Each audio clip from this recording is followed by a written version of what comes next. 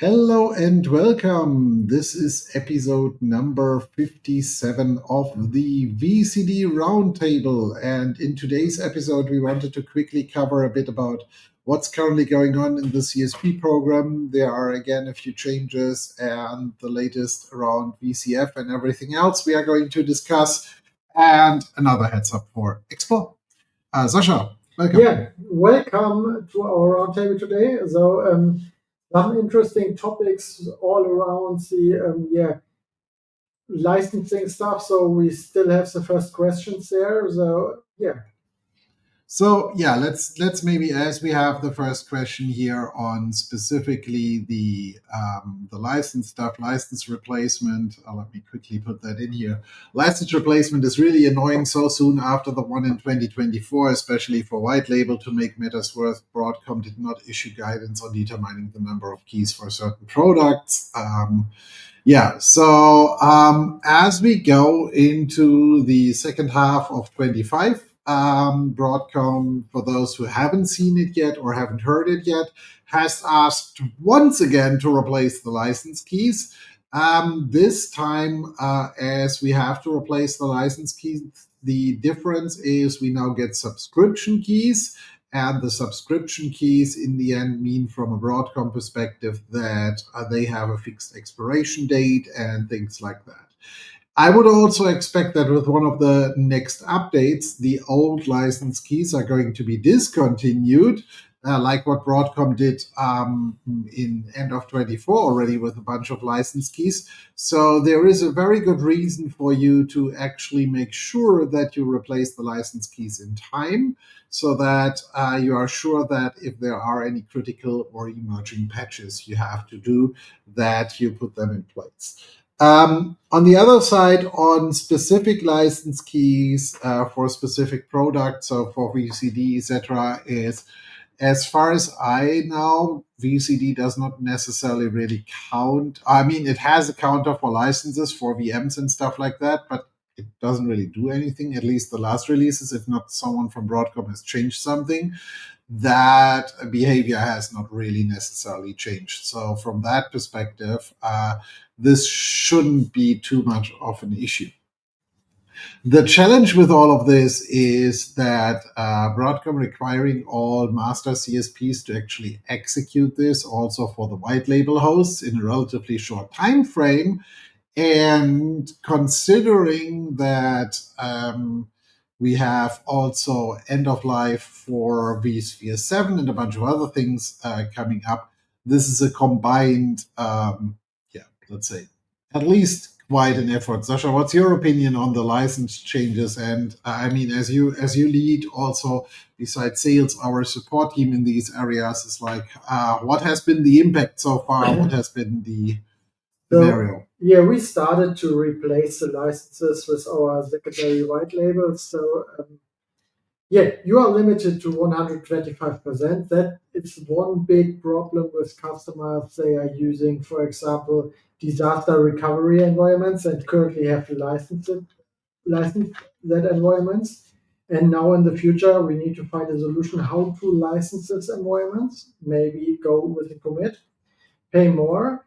So that's one topic. The second topic is we are not longer able to create licenses for older versions. So I didn't test it because we still cannot name licenses, we still cannot remove licenses, we still cannot combine licenses.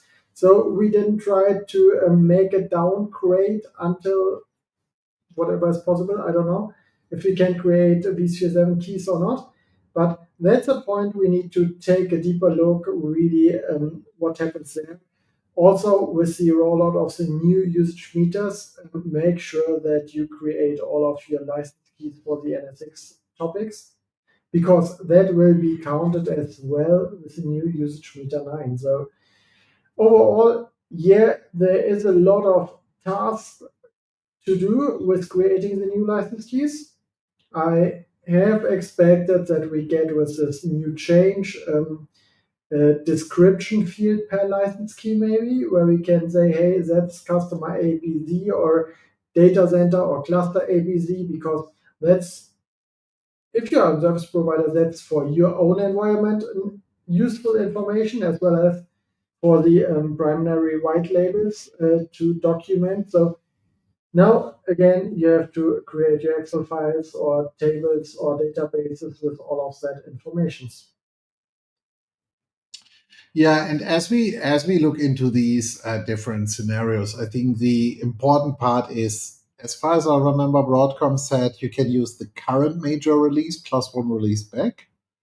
So that would, in theory, with now VCF9 being out, mean that they might actually get themselves in the position that they say is like, yeah, you can't get any vSphere 7 keys anymore, which kind of leads us a bit into an adjacent topic for all of that, because the other challenge, which I know everybody has done the migration from V to T already, this is just some remaining test systems and stuff like that.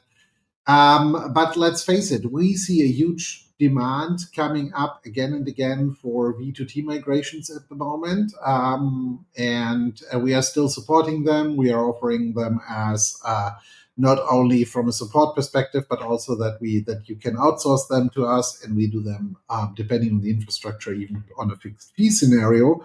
But your time is really, really running out now, because once vSphere 7 is gone, this is actually going into a completely unsupported territory, because we have already a territory which is difficult at the moment because the migration tool by itself is officially no longer really fully supported. But once vSphere 7 is out of the support range, that would actually take the underlying hypervisor and everything else out of that support area as well.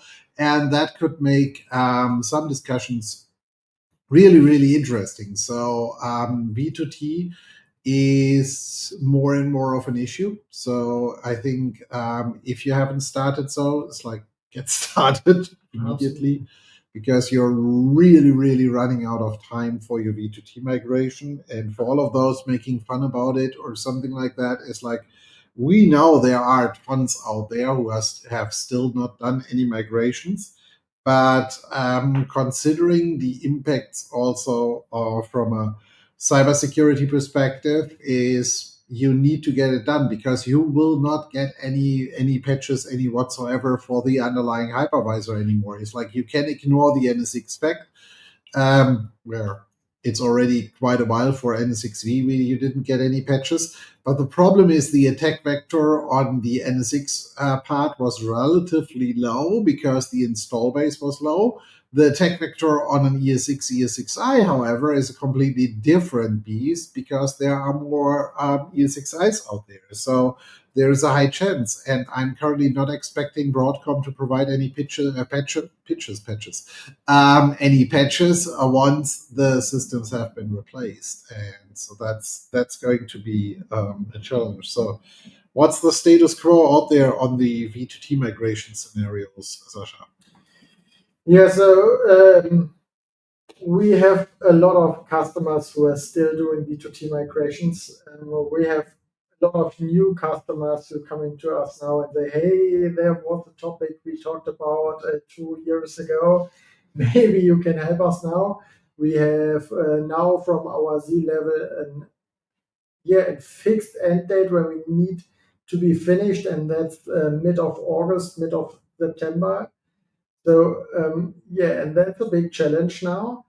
But to be fair, you need to start, you need to take a look, and there are some challenges because most likely there are some newer configurations that are no longer supported with migration tool.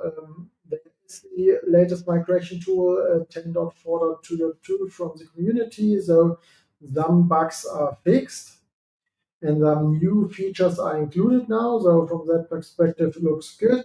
But other than that, you need to get it done until end of September latest to be in support, at least with your vSphere version then, because otherwise you're running completely out of support.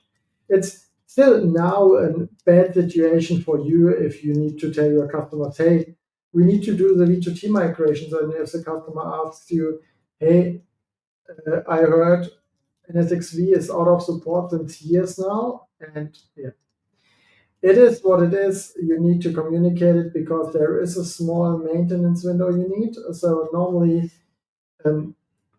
there is only a few pings missing, but yeah, in some cases or some scenarios, you need to power down VMs or whatever, and for that you need the maintenance window.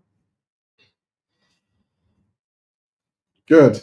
So taking the V2T route aside, where are we currently from a usage meter perspective? As we are replacing that for all our CSPs, any major incidents seen so far? Everything going as planned? Anything we can help our, let's say, audience with? No, it's very easy. So what we did is we prepared all of the authentication keys in the cloud platform, so going to all usage meters. And as we have a lot of white label customers, there are a lot of usage meters. So yeah, create a list with these authentication tokens and then schedule the meetings with the customers or do it by yourself. Your usage meters, deploy the update using the keys, and then you are good to go. So it's easy. So the biggest challenge from our perspective currently in the usage meter updates is to make sure and communicate with the customer, go through the environment and take a look if there are stateful firewall rules in place, because that is the biggest challenge. So we saw a lot of customers with that, where we gone through NSX and saw that they are using distributed or gateway firewall, in most cases gateway firewall, but also in some cases distributed firewall, and the team was not aware of. So one team said clearly, hey, that must be configured before we started to work here at our company now. And that is a big challenge. And they never go through all of the environments and checked what they are using and whatnot. We explained it at the beginning of white label very clearly. Hey, that are the different license models. But then, yeah, we saw it now, and there are a lot who needs to commit on vDefend licenses now for gateway firewall and also some for distributed firewall. That's important to know also, that the customer is aware that overage will be counted for that. Additional, that in combination with the new licensing will become interesting, because on all contracts where vDefend is not licensed, you are not able to create vDefend license keys. That will become an interesting scenario in the next months, because Broadcom said clearly, hey, you need to replace the license keys, but for that you need license keys, and depending on how many contracts you have, and if you have the right contract with the right item, that's fine. If not, if you have more than one contract and need vDefend licenses because the customers have not signed the vDefend commit yet, yeah, it will become complicated. Maybe. Yeah, I think when you look at the license key scenario, so on one end you have the vDefend story. The other story is, I was just on a conference, on a German IT conference as a speaker last week, and spoke to several service providers over there. Is the overall, yeah, people feel that they are unclear on what the current situation is, and how they should really deal with the overage in specific scenarios, because we also have a similar scenario where some of our white labels in the past were just perfectly fine with the fact that they were paying a huge amount of overage every month for now nearly 1.5 years, or 2.5 years.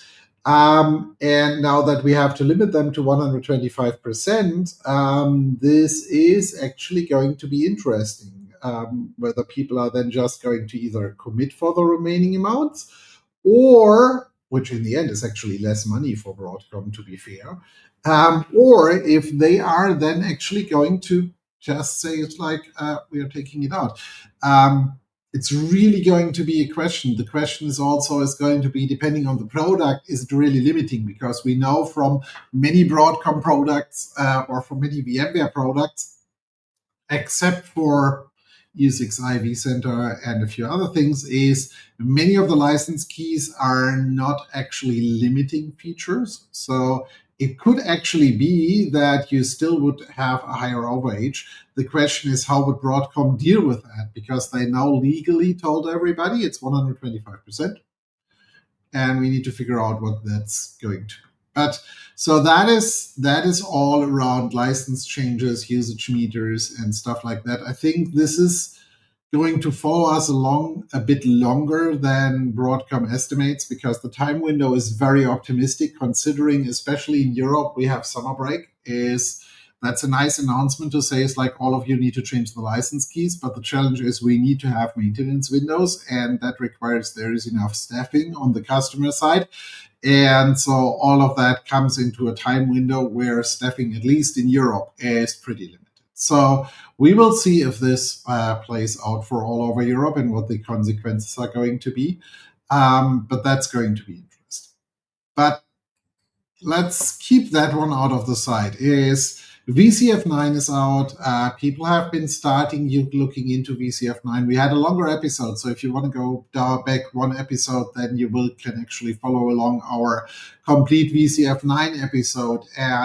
But what we are still missing is the compatible VCD release, which was promised to be there pretty soon. So far, it's not there yet. At least it's not publicly there, and we haven't heard anything from a patch release or anything like that. So it's going to be interesting how long it's going to take until this is going to be available. Also, huge warning, when you see the different multi-tenant stories out there on the internet, is not every multi-tenant story is truly multi-tenant. So only because you can log in with the same user account in two different orgs does not necessarily declare a system multi-tenant. There are a few more requirements for that. And so while some people say it's like, oh, it's already ready, it's like, no, there are issues with that. So be careful on these areas. Broadcom themselves actually said it's only going to be for dedicated workload domains. So it's interesting that people think that they have figured out a different approach for that already. But I'm also expecting that we will get far more clearance during the Explore event in August in Vegas, and get more feedback from Broadcom around what's going to happen to VCD, what the timelines are going to look like, what all the other aspects out of it are. And I'm really looking forward to hear more about that. The last few days and weeks, Broadcom is currently more focused on VCF9 success stories, on where they are utilizing it, which providers they are talking to, and stuff like that. So getting to know more on the roadmap, I think that's what's going to happen during Explore in a couple of weeks. But Sasha, besides that, it's like, I know that we work with the first CSPs also on some VCF9 early design phases, fully aware that this might not immediately go into production. Any interesting stories you want to share from that side? Yes, few customers started now to say, hey, we need new management clusters and so on, and trying to figuring out the different impacts of the new license keys and all of that stuff. And there's one customer who said, yeah, maybe we start now with an VCF9 stretched management cluster and put other old vSphere 8 and NSX-4 management VMs also in this VCF9 management cluster to get the first hands on, and can start with VCF9 with these hardware cycles that coming up in the next months for dedicated or physical cloud customers, dedicated customers with dedicated workload domains. So that's the idea from one customer. Other customers said clearly, we plan normally to go with 5.2, and maybe we should discuss now to go directly on 9 to don't have the second migration in the future. So we are currently writing down the requirements of all of that and figuring out what are the impacts. We have a lot of demo environments running now to figuring out what's possible, what's not.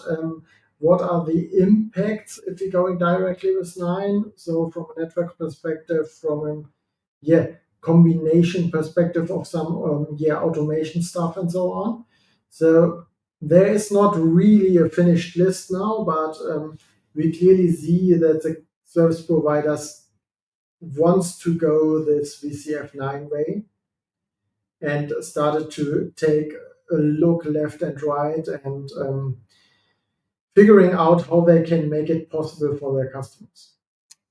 And I think the interesting part is also going to be is like, when are we going to see the first patch releases around VCF9? And so not a security patch. I'm really looking more towards bug fixes, maybe some smaller feature enhancements and stuff like that.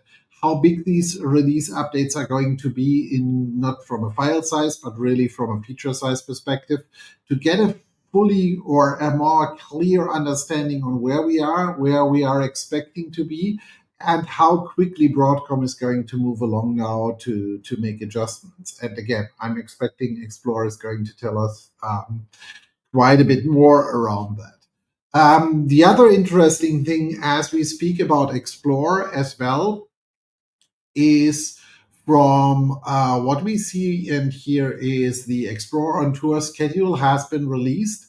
And it has not only been released for certain locations, they are already setting up 2-day events. So for example, London and Frankfurt both have 2-day events scheduled as of today in the schedule. So that might actually mean we have potentially advisory boards and other things going to happen there.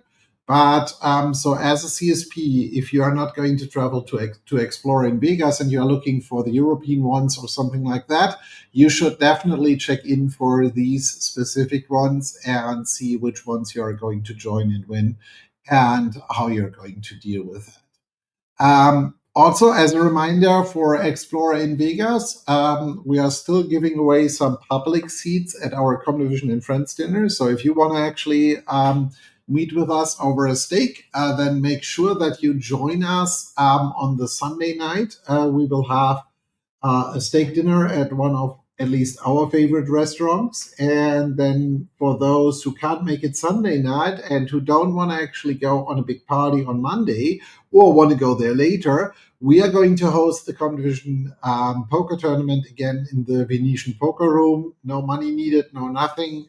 Yes, there are a few requirements which you can find on the webpage, but we would love to see you join us there. Anything else around Explore you want to talk about, Sasha? No, I think come there. I think it will be very interesting this year, also Las Vegas, to see VCF9, to see the power of VCF9 also in the community and in the different talks. So I'm really interested in some sessions talking about deeper VCF9. So there are some discussion rounds about VCF9 and also for service providers. So I think that will become very interesting and really showing the future, what happens. And I hope we will have more attendees than last year. So from that perspective, and yeah, that's going to be amount of attendees is going to be an interesting story for this year. Is last year we still had both conferences. We had Europe and we had US. Didn't we also have a third one last year still? Yeah, the Asia Pac. There was the Asia one as well. And for this year, we only have this one major conference and then the pop-up events in the different locations. So it's going to be interesting how this is going to affect count of attendees. Also, what type of attendees are going to join us? Is it more enterprise customers than partners? And how is this going to actually reflect what's happening in the market? We still see from time to time some interesting press. I mean, there is constantly something going on. But also on the other side, beside the press, we see in real life what's happening is a lot of the PS engagements with us, where people come with VCF implementations, upgrades, brownfield migrations, and stuff like that. So there is obviously a huge amount of customers who are going to stick with VMware. They are just not in media. So this is something which you also need to consider, is like there is a lot of fuss being made around those customers who left. We just published a few videos about something we did with a German customer, Ratio Data, on certain services. So no matter what's going to happen, it's going to be interesting. So headcount is going to be really something looking forward to. And I'm going to be interested to see how these local pop-up events are going to happen, how big they are going to be. We know them from AWS and from some other vendors. Microsoft does something similar as well. So it's going to be interesting. So that being said, I think we covered everything we wanted to cover for today. Sasha, any final words? No, yeah. Join us if you join the Las Vegas Explore event. Also, ping us if you are in Frankfurt or London. Maybe we are also in Paris. Let's take a look. And yeah, let's meet and let's come in contact. And also on the back of the VCF9 topic, if you browse around social media, you will find some invitation links where you can set up meetings with our architects. So if you really want to have an architect meeting and discussion with us about how VCF9 can imply your infrastructure, feel free to use one of the links and actually sign up, whether you are an enterprise or a service provider. We are more than happy to do that. That's not a sales pitch. That's really clearly a tech talk. So hope to see you again soon. Our next recording is going to be in 2 weeks' time. We are potentially going to talk a bit more around VCF9 and some other upcoming news and final preparations for Explore. And hope to hear and see you again soon. Goodbye. Bye-bye.